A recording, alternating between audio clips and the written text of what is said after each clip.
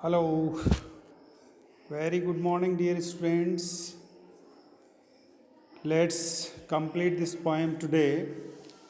The poem that we have been doing, written by Robert Browning, My Last Duchess. We have done 42 lines of this poem in our previous two lectures. Now, let us finish this poem today. We will try to analyze and comprehend this poem.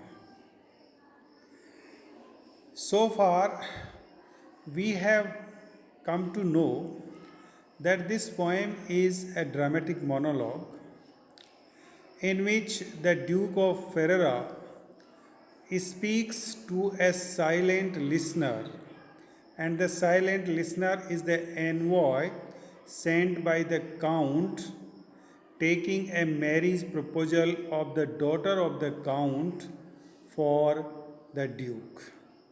Here, the Duke is trying to manage this proposal and he is describing about his last duchess, showing the portrait of her.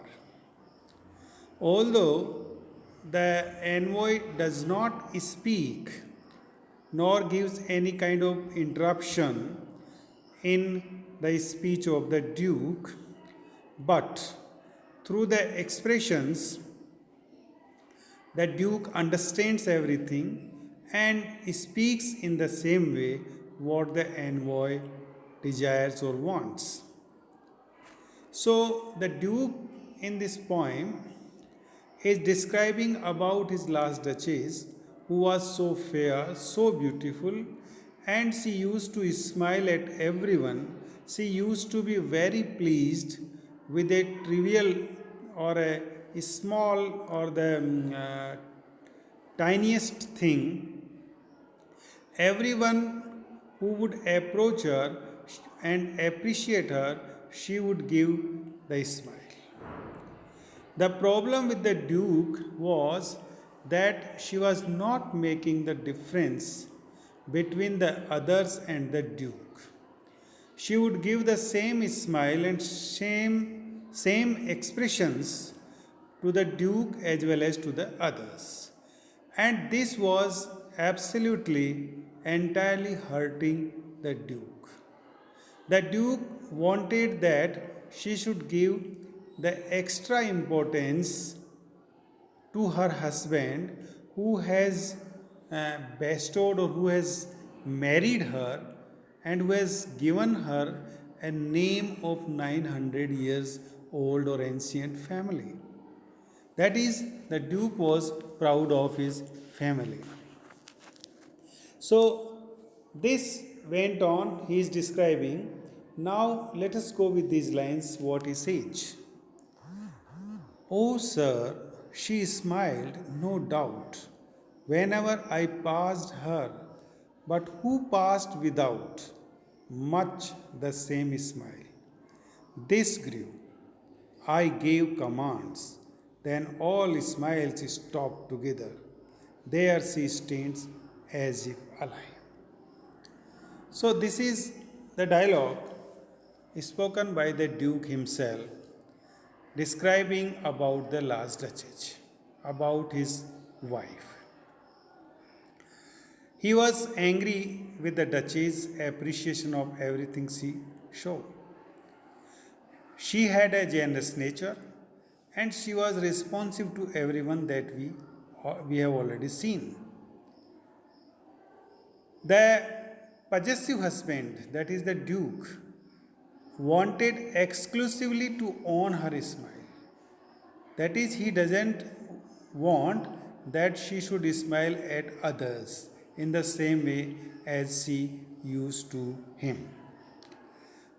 And then he wanted to correct her also. And she would correct herself, no doubt. But he never told anything to her.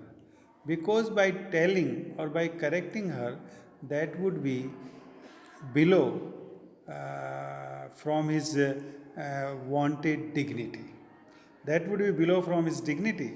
Therefore, he never said anything. That is what he said. Oh, sir, she smiled, no doubt. So she smiled, no doubt. Whenever I passed her, whenever I used to pass her, she would definitely smile at me. She would definitely give me the pleasing smile.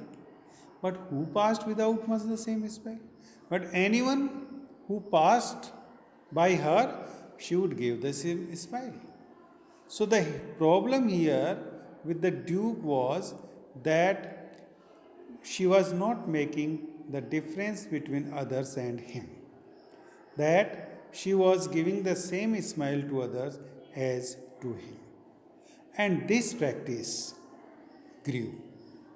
And as we know that the Duke never corrected her. And this practice grew and grew. So he says, I gave commands. Means I ordered. I gave commands means I ordered. Then all smiles stopped together. So I ordered to stop all smiles of her. Means I ordered to put her death. There she stands as if alive. And that's why she stands there. She stands in that portrait as if alive, as if she is alive. So you see, the Duke is the person who has murdered and who ordered to murder her. Even then, he is appreciating her portrait, okay, as if she is alive. That it seems as if she is alive. She is living being. So this is what we have in these lines, and this all happened because the Duke could not tolerate her equal conduct, behavior, and smile, and this hurt him very much, and therefore it was unbearable. So he ordered. He wanted that the permanent solution of this problem. So he ordered. He took the necessary steps to stop it forever, and then she was pushed to death. So this is what we have in these lines. Now come to the last stanza of this poem, lines 47 to 56. Will't please you rise? We will meet the company below. Then, I repeat, the Count, your master's non-munificence, is ample warrant that no just pretense of mine for dowry will be disallowed. Though his fair daughter's self, as I award, at starting is my object, nay, we will go together down, sir, not is Neptune, though taming a seahorse, thought a rarity. So, this was that the Duke did, that he ordered to murder the Duchess, and therefore she became his last wife. Now he says to the envoy, that will please you rise. Will you please rise? Will you get up? We will meet the company below. We will go below the stairs. We will go below the drawing room in the hall. And there we have to meet the another company also. It means that the other proposals have also come to the Duke. Or the Duke here wanted to show his importance, that he has many other proposals as well. So he says that okay, let's go down. I repeat, and then he repeats. Then he again tells the envoy. What he tells? The Count, your master's non-munificence. I just repeat about the magnificence, about the generosity for which your Count, your master, is well known. That is, your Count is very generous, very kind, and very rich as well. because here the Duke is expecting the dowry. We have seen in his words previously. So he says कि the generosity, the kindness for which your count is known is ample warrant that no just pretense. So it's sufficient guarantee for dowry. So there is no need to say further or no need to say any more about the dowry that he wants. That no just pretense of mine for dowry will be disallowed. That is, nothing will be disallowed. Whatever I demand, whatever the demand I have for dowry, that will not be rejected by her. That will be accepted by him.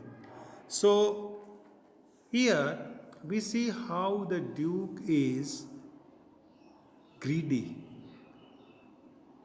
of money and asking for the dowry.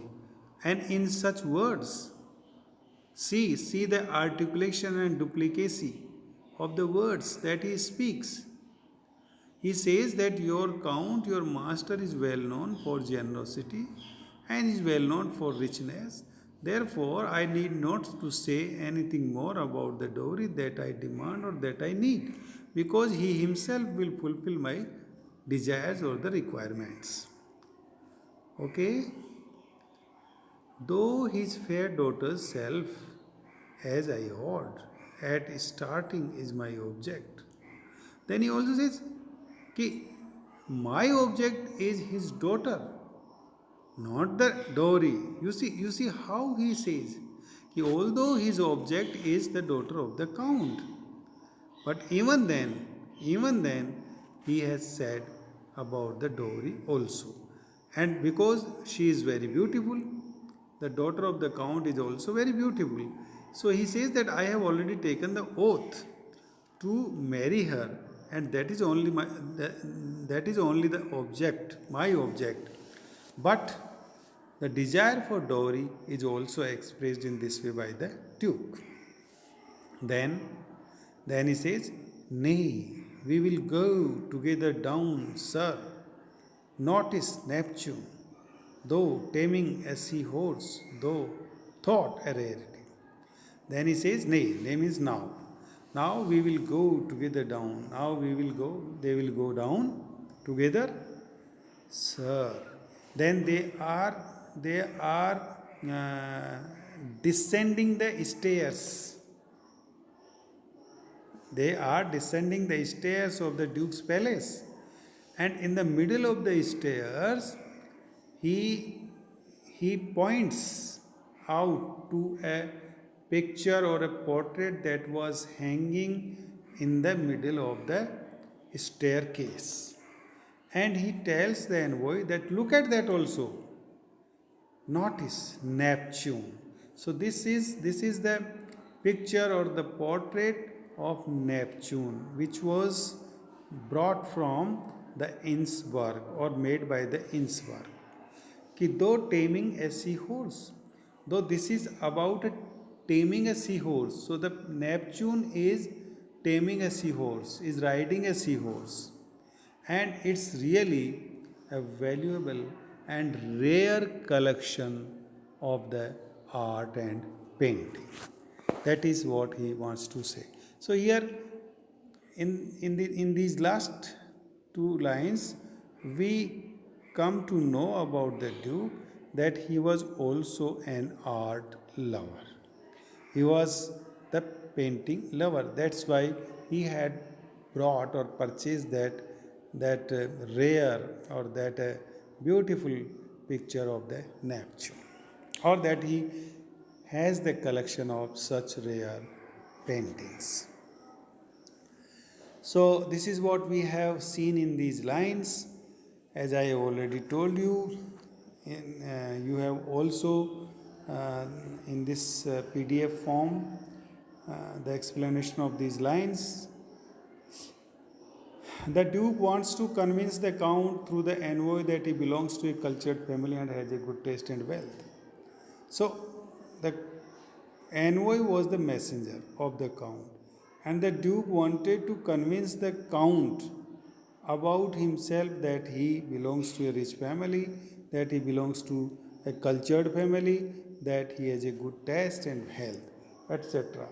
That is, he sends through him. And in this way, he mentions about his last wife, about his death, about his beauty, about his smile, etc. And he also expresses about the dowry. And in these lines, we also come to know that about the dowry, the talks has already been done somehow or somewhere. Now he just only presents what he expects from his future father-in-law. This is what we have done.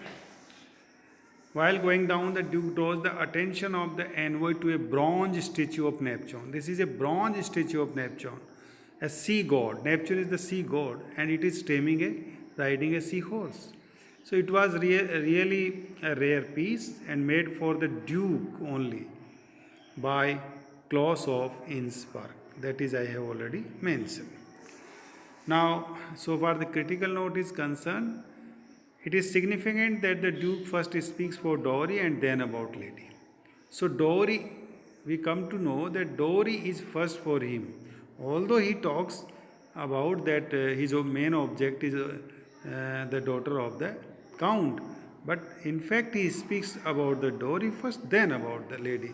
So, we can understand what was his main motto or object. This shows which is more important to him. Obviously, love has no place in such contracts. So we cannot think that he has some kind of love for her. We expect that in a short while he would treat his second wife in the way he treated the first. So we can also conclude a person who treated his previous wife in such a way, how can we expect from him to treat in a better way the second wife? So there was some doubt, and we can't believe his words. Here we also come to know that Duke is an art lover. As I told you, Innsbruck is a reputed artist. So, dear student, this is what we have in this poem, and we have been able to complete this poem in 3 or more lectures. But it's okay. I think you will enjoy. Thank you very much. Next time we will meet with another new poem that has been prescribed in your syllabus. Thank you very much.